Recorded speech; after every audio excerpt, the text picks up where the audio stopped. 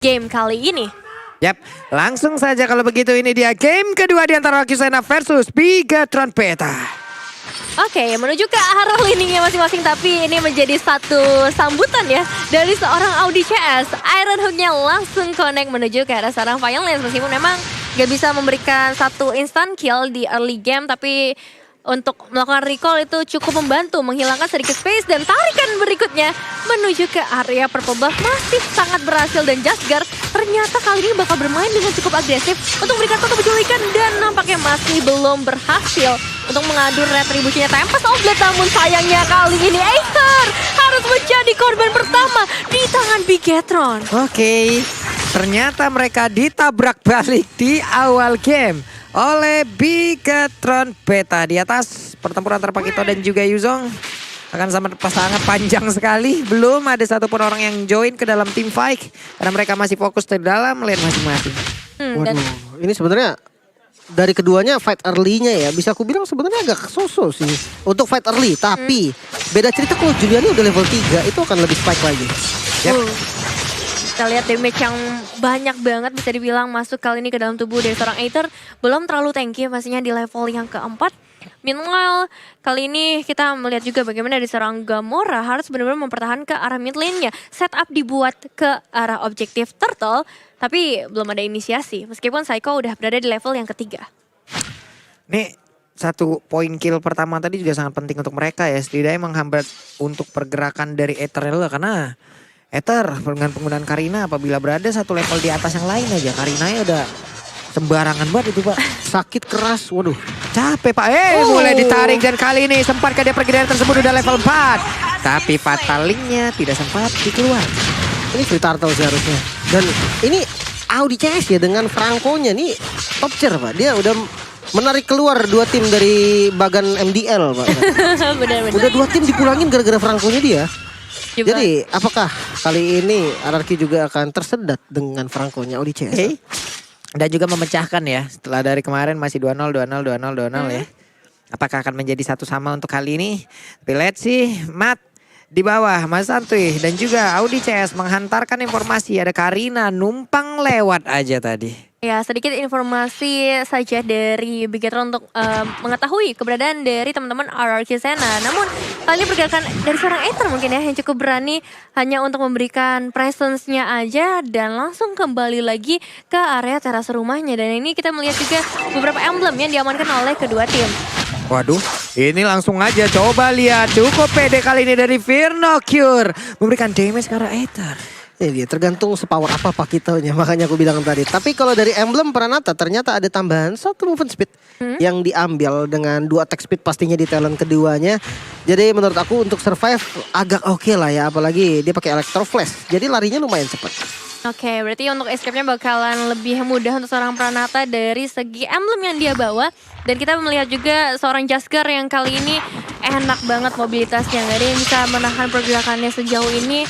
Dan menunggu juga untuk momen-momen dari seorang Violence ketika adanya team fight.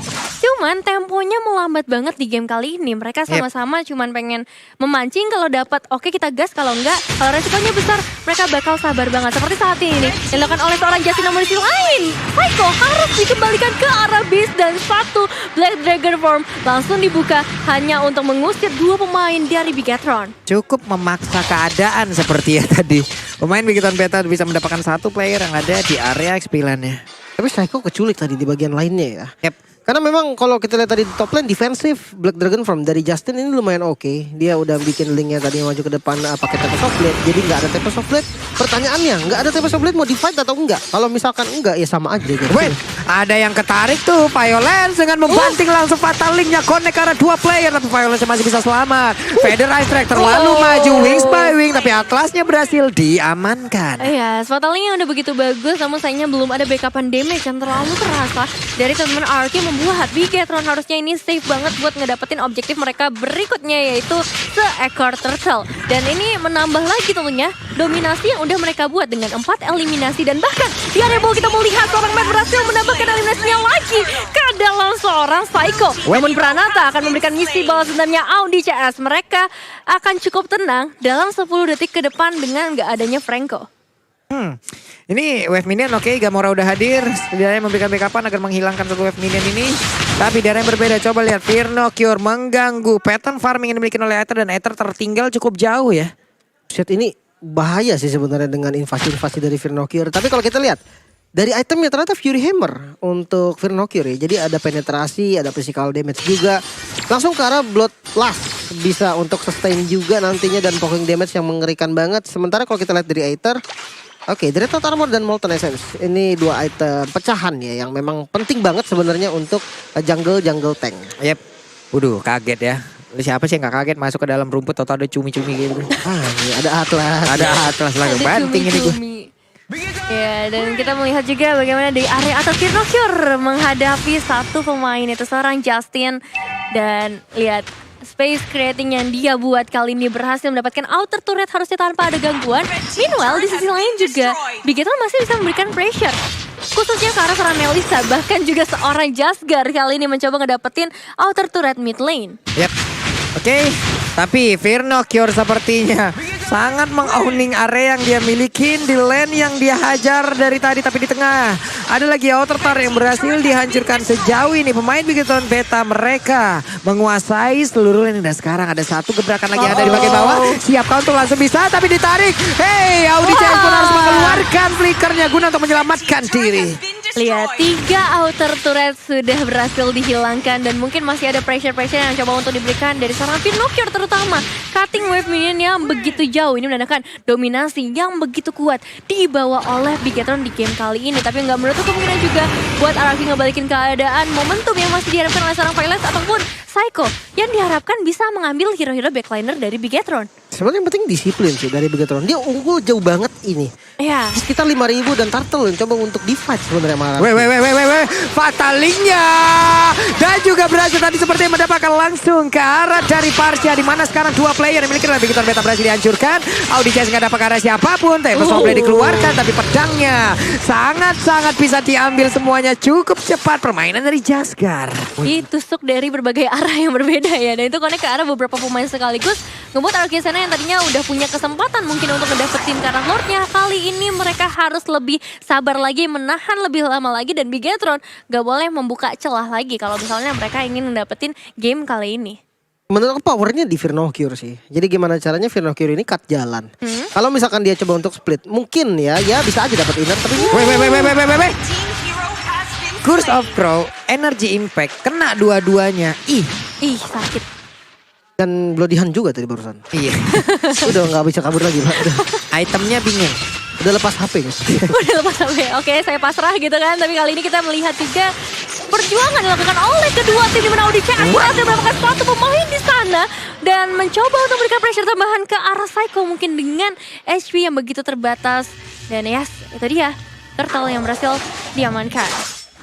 Oke, ini Bigetron Beta pun berhasil untuk mendapatkan lagi ke arah satu luar. Setidaknya ini akan mendobrak lagi ya pertahanan yang dimiliki oleh RRQ Sena. Apabila mereka ingin memenangkan, mereka hanya tidak boleh blunder seperti di game yang pertama. Tapi RRQ Sena hanya tinggal menunggu momentum sih sebenarnya. Dia punya Atlas. Iya, bagaimana nanti fatalingnya. Karena sekali yang momentumnya jalan, ini sisinya pasti bakal lama banget. Lu dibanting, di knock up lagi sama Psycho. Ditabrak-tabrakin banyak banget, Pak. Knock up Yuzong. Knock up Yuzong juga ada Furious Drive-nya. Banyak banget. Cuman momen yang dibutuhkan itu agak susah sih menurut aku. Karena Gamora pasti ada di bagian belakang. Kalau misalkan Gamora ketangkap berarti memang posisinya yang buruk. Cuman kalau misalkan memang akhirnya Gamora pun tertangkap, itu menurut aku udah target lock. Dia akan ngincar mungkin hanya Gamora. Kalau emang mau ngincar ke backline ya. Yes. Dan bagian depan ini udah pada jadi. Jadi agak sakit juga pastinya. Nanti kita akan lihat defense dari RRQ Sena. Iya.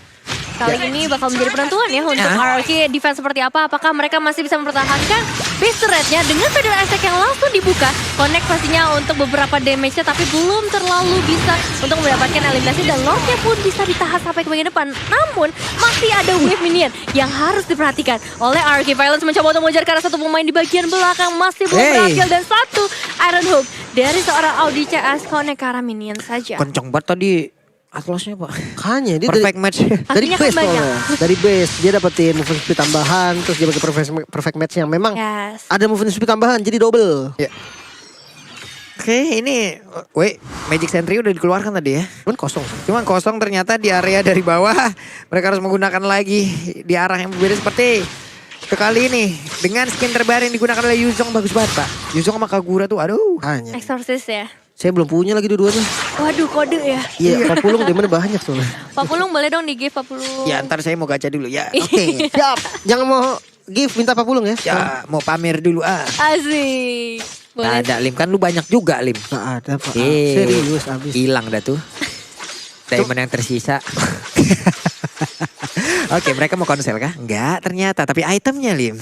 Oke, Hunter Strike ternyata untuk Yuzongnya juga dari Justin nih. Adanya tambahan movement speed pastinya nanti ketika stacknya udah terbuka. Tapi ya, Link dari Jasgar udah mulai sakit nih. Udah ada Windtalker, Berserker Fury, dan Endless Battle. True damage yang diperlukan banget untuk ngebocorin frontliner-frontlinernya dari teman-teman RRQ. Tapi kalau kita lihat dari Aether, matchup jungle-nya, dia punya Blade Armor juga sih yang menurut aku efektif banget ketika berhadapan dengan Link. Karena Link itu mengandalkan critical dan Blade Armor ini mengurangi damage critical yang dikeluarkan dari targetnya nanti. Dan mungkin kalau kita lihat dari marksman-nya ya, ini agak sedikit perbedaan di mana sudah ada Wind of Nature yang dimiliki oleh Pranata, safety banget.